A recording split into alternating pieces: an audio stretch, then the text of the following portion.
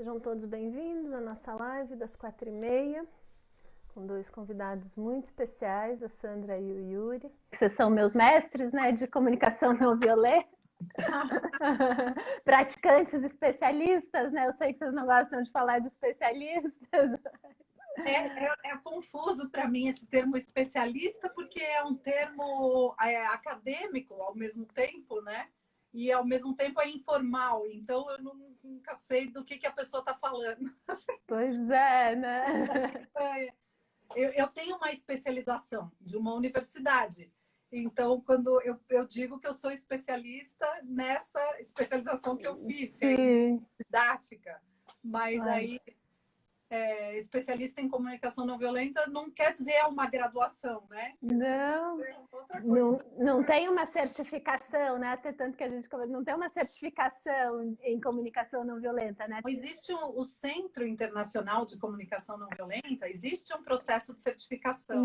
Isso. Mas ele é bem diferente do que a gente está acostumado com um curso, uma faculdade, por exemplo. Então, não tem curso de formação em facilitação de comunicação não violenta, né? Existe, inclusive, para você iniciar esse processo de certificação, você já precisa estar partilhando a comunicação não violenta e vivendo ela na sua vida há algum tempo. E é um processo... Não, que tem casos onde a pessoa começa a partilhar durante o processo de certificação, mas ela não é que a certificação autoriza a partilhar, é diferente. Isso. É mais como, esse processo de certificação é mais como você está começando como um statement, uma declaração de que você vive na sua vida esses princípios e que você preza por eles e que você quer fazer parte dessa comunidade internacional que divulga esse conhecimento, essa consciência que a comunicação não violenta propõe, né? Então é meio como uma declaração de um caminho de vida. Não é como um diploma que você põe na parede. Inclusive, a cada ano você precisa renovar essa. Então, essa é a certificação. É totalmente diferente de uma certificação acadêmica, né? Isso, dos títulos, ou uma autorização de um órgão de classe, né? Isso é bacana vocês trazerem. E pela nossa última conversa, vocês estavam nesse processo de certificação que fala? Certificação. De certificação. A gente está há mais de 3 anos e a gente provavelmente vai ser os primeiros brasileiros a ter essa certificação. Isso que é legal de falar, né? Então, se alguém quer essa confusão toda dos especialistas, então, esse processo aí longo, prático, né? Se a comunicação não violenta é a linguagem da vida, então tem que ser a certificação da vida também, não é? Tem vários coraçõezinhos e coisas subindo ali, deve ter... Tem Vera Lúcia, Daniel Muniz, Betina, legal. Grupo Carioca da ACP, Raquel. Ah, que legal. A pergunta é muito direta. Qual que é a essência da empatia? Legal. E essa questão da empatia é uma dos pontos principais, né, da CNV, da comunicação não violenta. É a base, talvez, ali. E a empatia e a autoempatia. Quando a gente fala de empatia no senso comum, em geral, dá essa ideia de que empatia com o outro, eu vou compreender o outro, o que está acontecendo com o outro, os sentimentos do outro, as necessidades do outro. E tem esse outro lado que a gente explora muito, né, na comunicação não violenta, que é a empatia comigo mesma também. O que está acontecendo comigo? O que os meus sentimentos estão querendo dizer para mim? Quais são as minhas necessidades? E a partir daí eu posso expressar, que é esse outro lado da CNV, que é a autenticidade. Então, a empatia e a autenticidade são os dois pilares aí. E a autoempatia também, né? Então, talvez tenham 3 pilares. Sim, autoempatia, a expressão, né, autêntica, e a empatia e a própria empatia com o outro. Então. E é bom, talvez, também sempre contextualizar que o termo empatia, ele às vezes parece, quando se fala no uso comum, que nós temos todos um acordo e um mesmo entendimento do que é empatia. Mas Sim. empatia, como qualquer termo, não qualquer termo, mas muitos termos que são aplicados ou trabalhados em campos de conhecimento e prática diferentes, às vezes eles têm definições diferentes. Então, empatia como é um desses termos que, dependendo do campo, pode ter variações na forma que é compreendido, o que é empatia, como ela se dá. A comunicação não violenta tem um entendimento específico, muito específico da comunicação não violenta, do que é empatia, e que é uma forma de acessar um entendimento da humanidade que está por trás de algum comportamento, algum pensamento, alguma expressão. E a linguagem que a gente muitas vezes se ancora para poder falar sobre essa humanidade é a linguagem de sentimentos e necessidades humanas universais. Então tem a empatia, ela se dá dessa forma. Eu vejo que empatia nos últimos anos ficou muito em voga.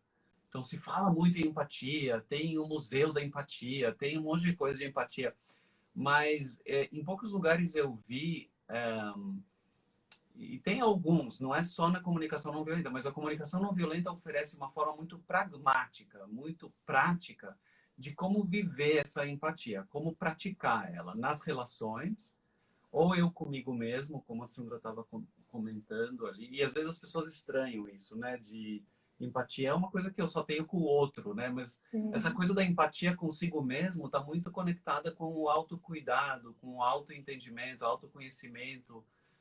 E então tá ligado com essa situação onde eu talvez esteja muito desconectado de mim mesmo. Então, como eu faço para me conectar com aquilo que é mais profundamente importante para mim? Qual está sendo a minha experiência de uma situação? E atravessar meio que talvez às vezes uma camada de julgamentos que existem e conseguir entender com um acolhimento. É uma forma de acolher, né? É uma forma de acolhimento. Sim, é acolhimento. Então, a essência da empatia é o acolhimento. Pode virar um post, se a gente quiser. Acho que sim. E é o acolhimento numa profundidade, né? Eu vejo. Bem, não é na superfície. A empatia, para mim, tem algo de aprofundar o olhar, de ver além da superfície, de me conectar com algo que não está só assim, né, nesse verniz, nessa camada superficial, nem em mim mesma, nem nas outras pessoas. Então, além do externo ou do comportamento, além até dos sentimentos, chegar nessa camada mais profunda que a gente chama de necessidades humanas universais na CNV, ou valores humanos universais, nessa nossa humanidade compartilhada, algo com o qual eu consigo me conectar, né? Algo que eu acesso algo de mais profundo, algo de comum entre todos os seres humanos. Então, talvez tenha a ver com isso também, que é esse acolhimento, nesse nível mais profundo, né? E tem uma transformação, né? Uma mudança aí no olhar, né? Estamos lançando agora um curso com a minha outra amiga Sandra, que mora em Pittsburgh, nos Estados Unidos, amiga de infância, que a gente se reconectou agora. Essas coisas boas da quarentena, tem coisa boa também, né, acontecer. E aí ela com as fotos maravilhosas, fotógrafa, retrata as emoções, uma história de vida, né, muito dos conflitos que ela viveu depois da maternidade e tal. E eu falei, nossa, suas fotos um curso, dá um curso de inteligência emocional, de empatia, de comunicação não violenta, né? E essa coisa da arte, né, de conseguir expressar mesmo, né? O que a gente às vezes tenta e é tão difícil nas palavras, né? Na linguagem, no diálogo, porque cada um entende uma coisa, como o Yuri falava. Sim. E aí a gente trouxe a questão de transformar o seu olhar, né? A partir da fotografia e da inteligência emocional, e vocês vão ser um dos nossos convidados aí para falar da virtude, da raiva, do medo e da tristeza, né? Muito inspirado nesse livro aqui, que é A Virtude da Raiva. Do neto do Gandhi, né, o Arun Gandhi, que estava no encontro de repacificar lá em Brasília, que eu conheci, uma paixão. Né? E aí você falou dessa coisa de ir além dos sentimentos. Então a gente tem esse olhar para os sentimentos. Não, eu tenho uma caixa ali com sentimentos bons, né? A alegria, o prazer, a gratidão tá na caixa bonita ali, né? E tem a outra caixa do medo, da tristeza, da raiva, da rejeição que a gente está vivendo muito agora, que é muito difícil, né? Da gente olhar, da gente sentir, da gente entrar em contato, né? Então, como é que a gente... E culturalmente tem isso, né? Que você está falando dos sentimentos bons e os sentimentos ruins, vamos dizer, os sentimentos que são aprovados socialmente, culturalmente, que tudo bem eu sentir, expressar, alegria em geral, né? Mas nem tanto, porque ficar super mais eufórico também não pode. Também não pode. Então tem que ser comedido e tem os sentimentos que são meio que rejeitados assim pela nossa cultura, né? Esses sentimentos raiva ou mesmo como considerados fraqueza ou alguma coisa que é feia que a gente precisa esconder. Então raiva não pode expressar, medo. Tem outros como inveja, ciúmes. Tem uma série de sentimentos assim que a gente vai aprendendo desde criança que esses sentimentos não são bons ou bem vistos. Então, a gente internaliza essa repressão a esses sentimentos, né? Então, eu percebo muitas vezes para mim que quando eu sinto alguma dessas coisas, automaticamente já vem uma repressão junto. Então, tem um sentimento de, sei lá, inveja. Aí automaticamente já vem um sentimento de vergonha junto, grudado. Grudado também de raiva, porque eu fiquei com vergonha, com inveja, então parece que eles formam um bolo assim de sentimentos e na verdade eu nem sei mais o que está acontecendo, é só aquele mal-estar assim. E talvez também com essa culturalmente eu acredito que assim, eu chamo a nossa cultura de uma cultura muito que tem a inteligência emocional muito pouco desenvolvida, né, no geral. Nossa cultura ocidental que foca muito a inteligência racional, lógico, matemática e deixa de lado as emoções. Então, há séculos isso vem acontecendo. Então, a gente vem como que uma cultura que não tem a inteligência emocional e relacional muito desenvolvida.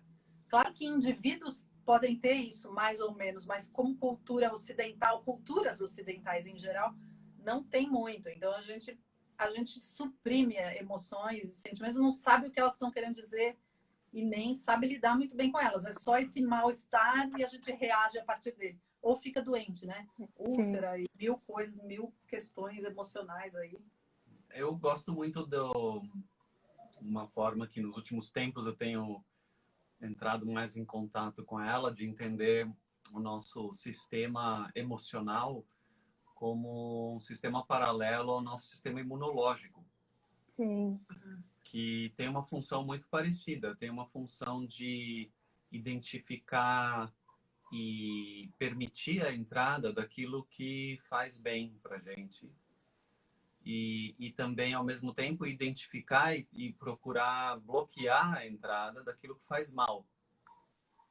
Então, essa ideia de pensar os sentimentos, categorizar um grupo de sentimentos como ruins ou errados, é um deslocamento de entendimento do qual que é a função desses sentimentos, o que eles estão ali tentando dizer, como é que eles estão cuidando do nosso organismo. Teve um participante num curso nosso que a gente ofereceu no Oriente Médio, que ele é facilitador, dá cursos, né? E ele compartilhou que ele gosta de fazer uma pergunta para os participantes dele, que é: como essa dor está me amando? Ou como essa dor está me cuidando? Me protegendo, né? Protegendo, exato. E eu acho que está muito conectado com esse entendimento aprofundado dessa experiência emocional que é desagradável. Talvez ela pode estar sendo desagradável, mas ela não é ruim, né? Desagradável e ruim são duas coisas diferentes.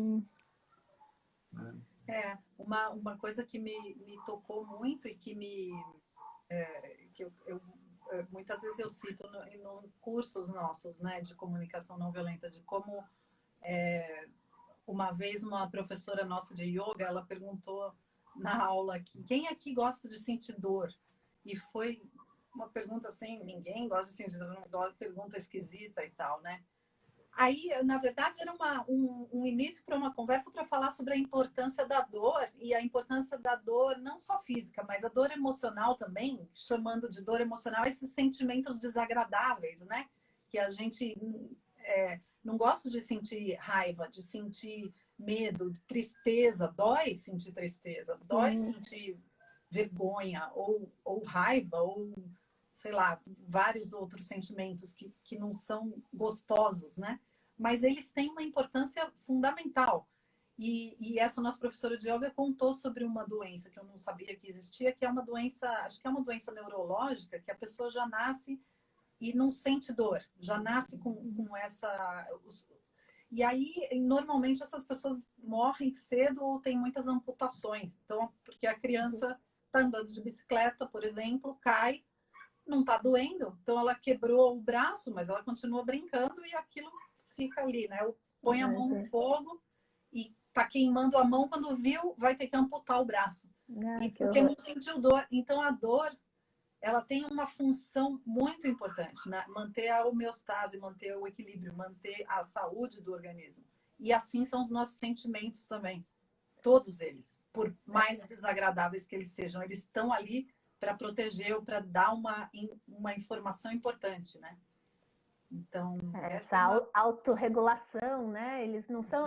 somos seres sensíveis, né? Que bom, a gente chegou até aqui por conta dos sentimentos e da razão junto, né? Sim.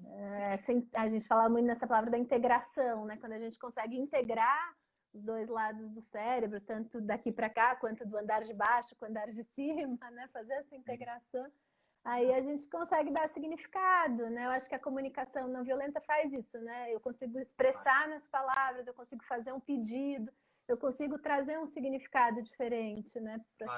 Isso que você está dizendo está muito conectado com esse entendimento de como a inteligência emocional é posta na prática, na comunicação não violenta e a forma de entender também pela neurobiologia o que está acontecendo, esse tipo de integração que você está falando, tem essa questão de que quando eu estou passando por uma experiência, alguma experiência, pode ser boa, pode ser ruim, muitas vezes o meu cérebro, a minha mente está tentando entender o que está acontecendo comigo. Isso imediatamente acontece, para poder...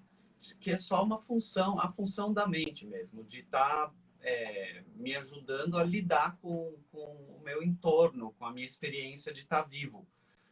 E muitas vezes a falta da inteligência emocional, ela dificulta muito o entender o que está acontecendo comigo mesmo. Se eu não tenho a linguagem para nomear o que eu estou sentindo, qual a sensação física que eu tenho no meu corpo, que emoções que estão presentes.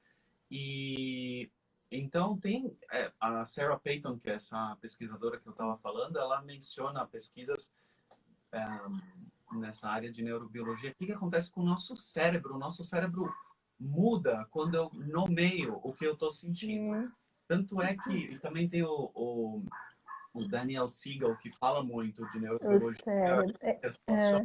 e ele fala dessa questão de quando nomear o sentimento para domar ele. Sim. É muito interessante. Se eu em inglês ele fala name it to tame it. Quer dizer, eu nomeio e tem uma mudança nas conexões neurais, novas sinapses se formam no momento que eu nomeio o que está acontecendo comigo e já vem uma calma. Tem alguma coisa calma quando eu percebo, eu consigo nomear. Porque o meu cérebro fechou um looping ali e entendeu algo. E na comunicação não violenta ainda vai mais fundo, porque aí vai também nomear o porquê que aquele sentimento está aparecendo, que é a necessidade que está por trás da necessidade humana universal. Então aí fecha mais um looping, de novo dá mais uma sensação de, assim, uma tranquilização, né? Sim. E esse é o efeito dessa prática da empatia, ela está integrando, exatamente é isso que acontece, tem uma integração da vivência, do que está acontecendo comigo. No momento que a minha mente entende, eu integro, a partir dessa clareza interna, eu começo a investigar quais são as respostas que eu posso dar para isso. Sim. O que eu posso fazer? Porque antes de entender o que está acontecendo comigo, eu não posso. Eu fico na confusão, né? Eu Exato. fico na reação, como se fosse uma prisão mesmo, né? Que eu tô numa angústia, ou até angústia. entender. Então... como se fosse refém dos meus próprios sentimentos. Isso. Eles estão atuando e eu estou agindo em função deles, mesmo que eu não tenha consciência, mas eu estou só reagindo, né? Não estou conseguindo juntar a razão com a emoção, como você falou. Sim. Eu gosto mais do termo, eu não gosto tanto desse termo domar, porque para mim os sentimentos eles não são algo que eu preciso domar, ou que eu tenho que controlar, ou que eles são enlouquecidos. Não considero assim, eu considero que os sentimentos eles são como sinais que estão ali mostrando alguma coisa importante que eu não estou vendo. Tanto os sentimentos agradáveis quanto desagradáveis. É como eu gosto dessa analogia de um painel do carro, né? De que se os sentimentos e emoções são aquelas luzes no painel do carro que estão me mostrando se o combustível está cheio ou não, se está faltando óleo de câmbio, ou como é que é, o que está bom, o que não está. Então, ali são as emoções e os sentimentos. Então, quando eu sinto qualquer coisa, se eu valorizo eles e se eu quero olhar para eles mais profundamente, eu vou poder cuidar melhor do meu carro ou do meu sistema como um todo, né? E aí ver, eu preciso de combustível, eu preciso de óleo de freio, eu preciso de água no limpador de para-brisa. Então, se eu estou com raiva, talvez eu estou precisando de compreensão, que eu não estou tendo. Talvez eu estou precisando de tranquilidade, estou precisando de pertencimento, estou precisando de consideração, sei lá, pode ser uma série de coisas que a gente chama de necessidades humanas universais ou valores humanos universais que os nossos sentimentos estão ali mostrando o que é, qual é a necessidade por trás, né? Sempre tem uma necessidade, um valor humano universal por trás de qualquer sentimento. Então, descobrir isso me dá mais possibilidade de poder atender isso, né? De poder fazer o que eu preciso para me sentir melhor. E eu tô vendo que a gente está chegando perto do nosso tempo. Eu queria perguntar, Maru, se você tinha alguma coisa que você estava querendo perguntar ou que a gente falasse assim nessa nossa live ainda para dar tempo. Você falou sentimentos, as necessidades, daí depois o passo, né, que é o passo da estratégia, que vocês falam do pedido, né, do que eu faço com essa raiva, né? Eu em vários momentos dessa pandemia falando, nossa, o que a gente faz? Não, então eu vou andar, eu vou correr, eu vou mexer na planta, que eu tenho que achar a emoção, ela me leva para uma ação. E essa ação, ela pode ser destrutiva ou construtiva, né? Ela pode gerar mais violência ou mais paz. Ela pode estar mais ou menos também conectada com profundidades diferentes de compreensão do que está acontecendo em mim. Eu posso estar procurando uma resposta num nível talvez muito raso. E eu estou, então, partindo só para estratégias já conhecidas, quer dizer, formas conhecidas de responder, e talvez funcione e tá ótimo. Às vezes é bom assim ter uma coisa mais fácil e tal. Mas dentro disso tudo que a gente estava falando, um dos fenômenos que acontecem também é quando surge uma experiência que está desagradável para mim, vem anexo nisso também uma rejeição dessa experiência. Eu não quero estar tendo essa experiência. Então, isso dificulta muito a minha investigação interna ou até mesmo a identificação do que é que está acontecendo comigo e ir mais fundo para eu poder realmente acessar o que é importante, o que lá no fundo eu gostaria de estar tendo e não estou tendo. E desse lugar de maior profundidade é capaz de surgir uma criatividade mais real, talvez algo realmente novo pode brotar, que talvez não esteja no leque de formas ou estratégias que eu já conheço. Talvez eu precise algo realmente diferente e novo. E isso está muito conectado com processos criativos, também como eles são pensados em processos macro, o processo U, por exemplo, ele tem os mesmos padrões de realmente desconstruir, aprofundar para poder emergir algo novo. Quando pensa em design thinking ou coisas assim, Tem muito esse trabalho e a CNV ela traz isso num nível menos da estrutura externa de um processo, mas de como eu dentro de mim faço esse processo com as coisas que talvez eu precise passar a enxergar mais, me conscientizar mais de mim mesmo, do que está acontecendo em mim, né? Querer, em vez de rejeitar a minha experiência emocional, eu permitir que ela esteja aqui e eu olhar para ela e estar com ela, permitir que ela esteja aí, e aí eu posso acessar mais profundidade. Que às vezes não é assim automático também, né? Eu tô com um mal-estar, eu tô me sentindo mal, e aí eu quero descobrir logo o que é, porque eu quero me livrar desse sentimento. Qual é a necessidade? Qual é a pista? Qual é o botão? Qual é... E talvez eu só vou descobrir realmente a mensagem importante que esse sentimento está querendo me trazer se eu passar tempo suficiente com ele, se eu realmente estiver disposta a olhar para esse sentimento, né? A ficar com ele, a entender ele, o que esse sentimento está querendo me dizer, como é que ele é, o que ele está me mostrando. Às vezes não é uma coisa assim tão rápida. Então, se eu quero me livrar dele, eu já não estou conseguindo olhar para ele, eu já não estou conseguindo captar a mensagem que o sentimento, que a emoção está querendo me trazer, né? Então, talvez um paradoxo, assim, para realmente entender, eu preciso estar para transformar esse sentimento desagradável, eu preciso não querer transformá-lo, simplesmente estar presente com ele. Deixa ele aí, né? Que uma hora ele vai. Agora, só para a gente encerrar, né? Mas a comunicação não violenta, ela te dá essas ferramentas, até para eu ter clareza. Vocês falam muito da clareza. O que é do mundo, o que é da crise, o que é meu, o que é da minha relação com a outra pessoa, sabe? Organizar mesmo esse sentimento nesses lugares. Isso está me ajudando muito nesse momento, né? O que é muito legal na comunicação não violenta é que ela põe todos esses princípios, que tem uma complexidade enorme, numa prática simples, uma forma muito prática, pragmática, acessível, e simplesmente dá para iniciar com, né, quem é iniciante, começa fazendo essa prática com os primeiros passinhos e já tem resultados muito impactantes logo de início. Mas essa prática é tão interessante porque você continua fazendo, vai fazendo no dia a dia e ela vai permeando, ela vai ganhando maior profundidade, ela vai transformando, vai revelando várias camadas ao longo dessa jornada. E é uma jornada para a vida toda, assim, é possível para quem quer,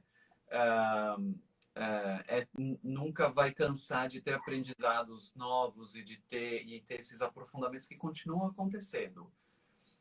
Então, mas tem essa simplicidade, essa prática. Simples, né? Ela é simples, o princípio é simples, a prática é simples. E o que a gente precisa, assim, é possível online, a gente está vendo, né? Vocês estão com os cursos, né, de comunicação não violenta. A gente precisa, eu falo que a gente precisa da gente mesmo ou dos todos os nossos coabitantes, como eu tenho aqui em casa, né? Meus 4 parceiros aqui. Sim. Você precisa de gente, né, para praticar, né? Ou com você mesmo com o outro, né? O laboratório é a vida. Nosso maior laboratório é a nossa relação. Né? A gente é casado há 20 anos e trabalha junto há 20 anos. E a vida do dia a dia, no trabalho também. Então, as pessoas têm trazido muito esse feedback, quanto na vida pessoal, quanto nas organizações. A gente trabalha muito com organizações também. E o nosso curso que vai acontecer na semana que vem é a introdução, é a versão online que a gente preparou para essa época de Covid, que foi transformado todo o conteúdo presencial, laboratorial, de práticas em pequenos grupos, em duplas, individual. Tudo a gente transferiu para online e essa vai ser a terceira turma e as primeiras 2 turmas foram incríveis. Tem um monte de depoimento do pessoal que gostou e para nossa tranquilidade e confiança funcionou super bem. A gente está feliz de poder continuar oferecendo. É um curso online ao vivo, então não é online gravado, né? Então é ao vivo, que com interação entre os participantes e com a gente. Tudo. Isso, vai ser agora. Tem esse apoio, né? Acho que o ao vivo traz essa coisa do presente, né? Do apoio, né? É como se a gente estivesse na sala facilitando o presencial, só que a gente está através da tela. Toda a dinâmica é muito semelhante. E uma coisa que eu acho legal também é que às vezes vem essa dúvida assim, mas para praticar a empatia ou a comunicação não violenta, a outra pessoa também precisa saber comunicação, precisa saber a empatia. E o que eu gostaria de falar aqui é que isso não é necessário. Eu posso, eu mesma, experimentar isso comigo mesma, consigo encontrar mudanças nas relações muito importantes. Que não depende do outro, né? Depende. Eu, depois que eu fiz, claro, com vocês lá atrás, o fim de semana inteiro, tal. Mas, não, meu marido tem que fazer também. Os filhos, mas assim, não é isso, né? É a gente se mudando também esse jeito de conversar, de falar, de sentir. Né? A gente, com a gente mesmo, consegue já mudar muito. Ao mesmo tempo, é muito legal ter parceria, ter grupo, ter comunidade para estar praticando, é muito mais fácil e é muito poderoso poder fazer isso em grupo, mas não precisa ser necessariamente o marido, o filho, pode ser um outro grupo de pessoas que também está estudando. Então a gente, depois do curso, também costuma fazer. Das vezes né? Na maioria, sim, na maioria das vezes é assim. A pessoa, ela a família não está interessada, mas ela começa e ela consegue apoio numa comunidade de prática. Então, outras pessoas que também estão interessadas e aquilo vai fortalecendo. Eu vejo muito como uma prática, qualquer prática física, né, ou musculação, natação, sei lá, tudo precisa de prática. E pelo menos para mim, eu vejo muito mais facilidade em fazer isso com mais alguém ou em grupo do que só. Para eu fazer musculação sozinha, não consigo. Ou para eu ir na praça andar sozinha. Mas se eu tenho alguém para ir comigo, aí eu consigo manter por mais tempo, né? Então, essa importância da prática e da comunidade, do apoio, do suporte, eu acho importantíssimo, assim, para realmente conseguir integrar e mudar.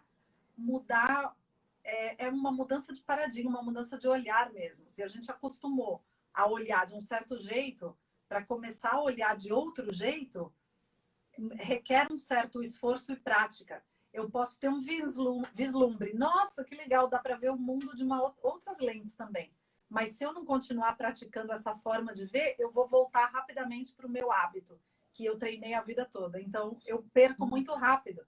Não é só um conhecimento mental, né? Eu entendi como estar com uma presença empática com outras pessoas. Entendi racionalmente. Mas entender racionalmente é totalmente diferente de entender fisicamente, ou de integrar, né? Da mesma coisa, integrar. Como natação, eu posso entender racionalmente como nada. A pessoa vira o braço, respira, põe a cabeça para fora e tal. Mas nadar é totalmente diferente de entender racionalmente como se nada, né? E praticar. Então, é o músculo da empatia. Tem uma frase no livro do Marshall, acho que é nesse último do Vivendo a Comunicação Não Violenta, que ele fala: os meus melhores professores de CNV, eu falo, vocês foram os meus melhores professores, mas na verdade não foram vocês.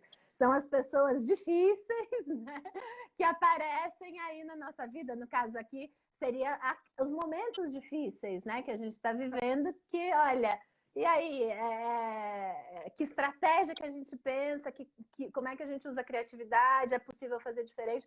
Porque agora está muito fácil sentir muita raiva, sentir muito medo, sentir muita tristeza, né? É o que a gente tem, né? As pessoas que estão em casa, que estão sozinhas, ou que estão em casa com a família que não costumava estar tanto tempo assim com a família, ou as pessoas que estão indo trabalhar, que também estão com medo e com todas as coisas acontecendo. Então tá todo mundo, né? Um momento desafiador para lidar com tudo isso, né? Assim, a empatia consigo mesmo e com os outros ajuda muito nesse momento. É uma prática essencial, assim, que eu vejo. Sim, é o básico, né? É a essência, né? Se a gente conseguir ter essas ferramentas, ajuda muito, né? A gente Sim. Fica mais fácil, por mais difícil que seja, né, o momento que a gente está. Então, muito obrigada. Obrigada. Então, nosso curso começa semana que vem, se alguém estiver interessado. Dia 1º, né, na segunda-feira. E também o curso O nosso é no sábado agora. Nós vamos participar. Começa agora também. Começa agora no sábado. Amanhã temos um webinário que a gente vai falar de mindset, esse mindset para transformar o olhar, né? Que a gente... Muito legal. E eu estou muito animada com esse curso, que minha primeira formação antes de psicologia foi artes plásticas, né? Então eu tenho o lado das artes também, e da imagem, do visual, que eu gosto muito e que tem muitas relações muito legais. Então, estou animada. Ai, que bom, que bom. Estamos atraindo vários artistas, fotógrafos, gente que lida com gente, gestores, né? Psicólogos. Vai ser um grupo bem diverso, que é essa riqueza, né? Quanto mais a gente tiver, gente diferente. Que bom. Muito bom. Obrigada. Obrigada, Marô. Obrigada para todo mundo que participou. Aqui vai direto para o IGTV agora, né? Fica lá, eu compartilho com vocês. E vocês compartilham também. Tá bom? Tchau, então. Fiquem bem. Obrigada. Obrigado, você também. A gente se vê em breve. Estão assistindo. Com Até certeza. mais. Até já. Tchau, tchau.